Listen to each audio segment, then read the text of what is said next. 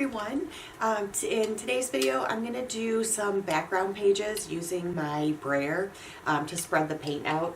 I really like the way that this turns out, and I have just a bunch of acrylic inks, and then I also have some fluid acrylics, so you can do this with pretty much any type of ink that you want, but I wanted to make some green pages. So I'm just going to start out. I have a little bit, it's dried on there, I'm just going to leave it, but let's see what color. I have this Vallejo gold green, and I really like the way it looks, and I also like how it looks when I mix it with some other shades of green. So I'm going to do, this one is just a dark green, and I'm almost running out of this, going to have to get some more. But I'm going to just mix some shades of green here and show you how the Brayer just moves that paint really nicely to get, so I love this. I love how they blend, but I also love how you can really see each of those colors show up really well. So there's a ton of paint on my Brayer, so I'm going to grab another page. But just really simple to move that paint around. And we're going to grab a small one. And I might need just a little bit more paint, but then like this, it blends just a little bit, but you can still see each of those colors. And I'm debating on if I want to add, let's try, no, I'm just going to stick with what I had. So just a little bit more of that green. And if you don't want a lot of the words on the pages to show through, if you're using a lot of book pages like I do, you'll just want to do a thicker coat of paint, and you can see it covers it up nicely, but you still get both of those colors on that page. I'm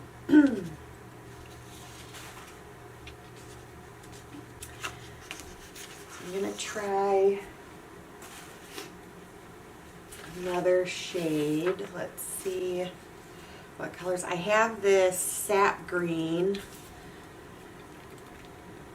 and if you don't want the colors to transfer, you can clean off your Brayer, but I'm just going to go ahead and let it go. That's so much different than the other greens, but that is a very, very pretty color.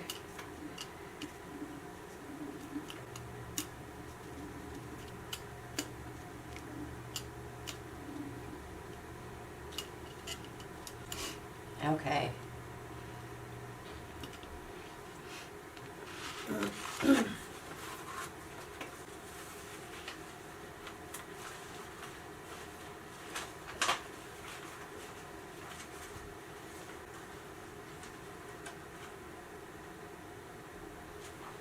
Alright, so I'm going to do one of these really thin pages, and I think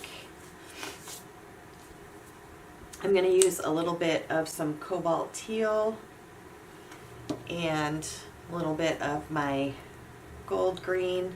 I've mixed these before, so I have somewhat of an idea of how they're going to turn out, and I'm just going to get some of my other green off, and these two blend really nicely together.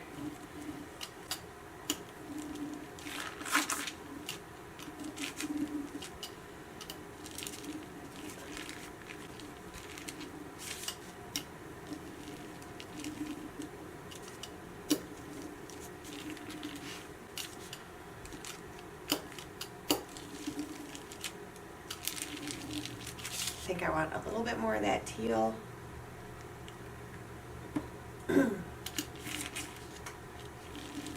There we go.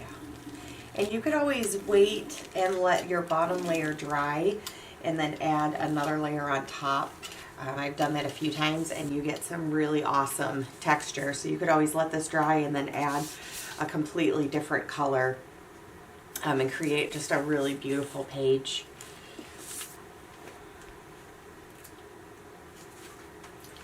I'm going to do just one more with this teal, and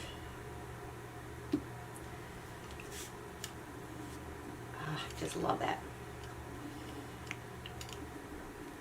Okay, this one I'm gonna leave a little bit, there we go, a little bit less blended. I really like seeing that green right through there, but then the sections of teal.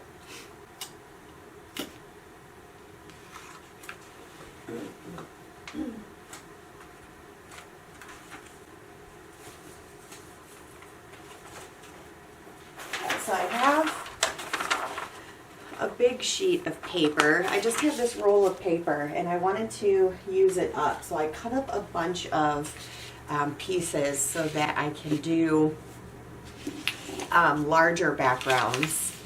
So I'm going to put this here, move some of these out of the way, and what colors? I kind of want to see, I also have this turquoise green.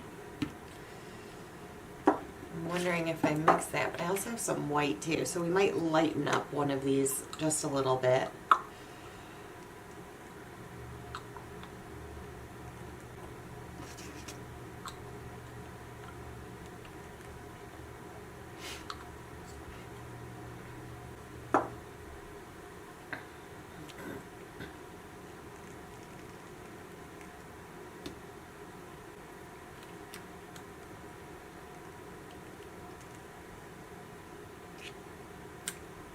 All right, let's see how this sap green looks with these. Oh, very nice and light.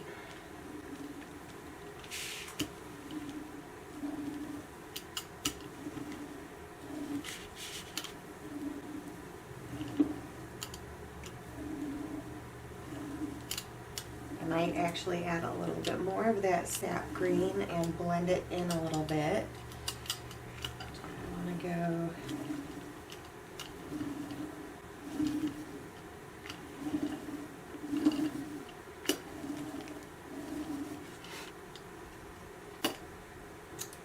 do a little bit more.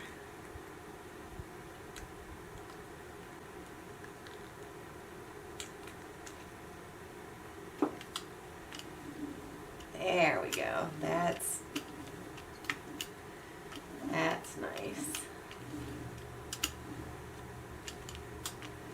So I'm gonna let this just sit here and dry a little bit, and I'm trying not to cover up all of that other green. I really like some of this extra texture that I'm getting by putting that second wet coat. So like I said, you could do, once this is dry, do some more layers and just start seeing what kinds of extra textures you can get on top of your papers, and just give it a little bit of extra, just give it an extra layer before you actually start using it in your collage. But I hope you guys like this video. Let me know what you think down in the comments. I've been using my Brayer a lot and I absolutely love it. It is one of my new favorite tools. I had not used it a lot before doing these, and I'm really glad I started using it, because this turns out really, really nicely, and it's a really quick and easy way to make just a bunch of these background pages. So we'll get some pictures when it's all dry, and I will see you guys tomorrow.